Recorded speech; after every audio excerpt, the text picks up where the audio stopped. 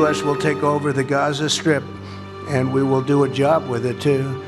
We'll own it and be responsible for dismantling all of the dangerous unexploded bombs and other weapons on the site. History is repeating itself. Over a century ago, the Balfour Declaration laid the foundation for the occupation of Palestine and the dispossession of Palestinians. Today, Donald Trump is making a new declaration, one that could erase Gaza and end the dream of a free Palestine. In 1917, Britain, without any right whatsoever, promised Palestinian land to Zionist settlers. This decision, similar to the one made by Trump, equally clueless, equally whimsical, and equally conspiratory, led to mass displacement, occupation, and decades of suffering.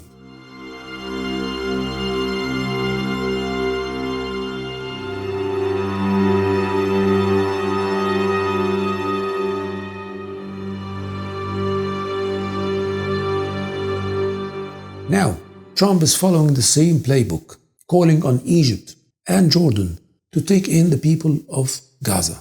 But let's be clear here. This is not about helping Palestinians. No, it's about removing them. But this plan did not start with Trump's words. It started with the October 7 war on Gaza, a premeditated act of genocide disguised as a war against Hamas. Israel used this attack as an excuse, as a justification to destroy Gaza, displace its people, and prepare the ground of Gaza for their forced transfer. Maybe that's why the Israeli Mossad and military allowed the breach of the Gaza-Israel borders in the first place on October the 7th. But what is the goal? The goal is the same as it was in 1917, to empty the land of Palestine of its people and hand it over to Israel under the pretense of rebuilding.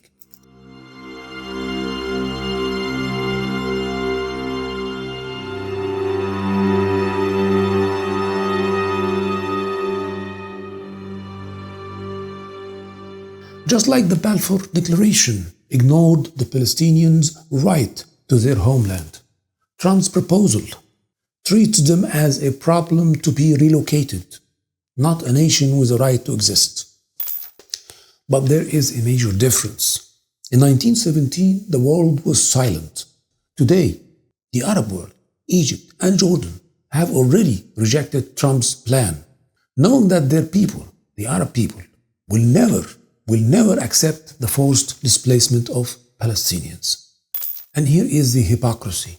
If Trump truly believes relocating an entire nation is a political solution, then why doesn't he relocate the Israelis to America? After all, he is already calling for the US to expand into 51 states. So why not add an Israeli state instead of forcing millions of Palestinians into exile? This solution would not even face opposition. American politicians are already in love with Israel. They constantly declare their unbreakable bond and claim that Israel and America share the same values. So why not? Why not bring Israel home to its biggest supporter? Instead of making Palestinians refugees, why not relocate Israel to a land that actually welcomes it?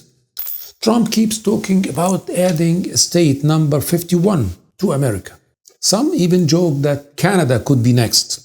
But here is a better idea. Forget about Canada and add Israel instead. That way, American politicians can finally have Israel inside their own borders instead of funding it endlessly while forcing Palestinians into exile. Now I know, the Israeli-Palestinian conflict is way too complicated to unravel, right? That's what they keep telling us. But somehow Trump thinks it's so simple enough to solve it by just packing up millions of Palestinians and shipping them off to Egypt and Jordan. Funny how the only solution they ever come up with always involves erasing Palestine, never Israel. We have an opportunity to do something that could be phenomenal And I don't want to be cute, I don't want to be a wise guy, but the Riviera of the Middle East, this could be something that could be so bad, this could be so magnificent. And now we reach the final insult. Trump is proudly announcing that the US will protect the transfer and help turn Gaza into some tourist hub for Israelis and Westerners. Imagine that. First, they bombed Gaza and leveled it to the ground, massacred its people, and erased entire families. Now they want to turn it into a beachfront paradise, complete with luxury resorts, Israeli nightclubs, and Western tourists sipping cocktails where Palestinian homes once stood. Because nothing screams humanitarian effort like ethnically cleansing a population and replacing their land with a fancy vacation spot for their occupiers and colonizers. I mean, who needs justice when you can have 5-star hotels and yacht marinas, right?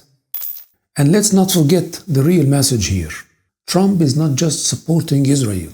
He is dictating the fate of an entire people, entire nation, without their consent. Since when does one man get to decide who stays and who goes? When did Trump become the ruler of Gaza? The judge of Palestine's fate.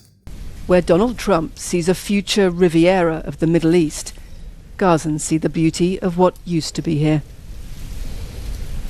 The homes and lives they built before American weapons destroyed them, dropped by Israel during 15 months of war.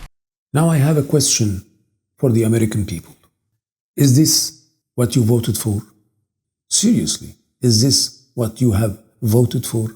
A leader who plays dictator with other nations' populations? A president who prioritizes ethnic cleansing and land theft over justice and human rights? Is this your definition of democracy? The Balfour Declaration, very similar to the Trump Declaration, by the way, led to a catastrophe that Palestine and the Arab world have been living day in and day out since 1917. We cannot allow history to repeat itself. Palestine is not for sale. Gaza is not an abandoned land. And no one, not Britain, not Trump, not Israel, has the right to erase its people from it.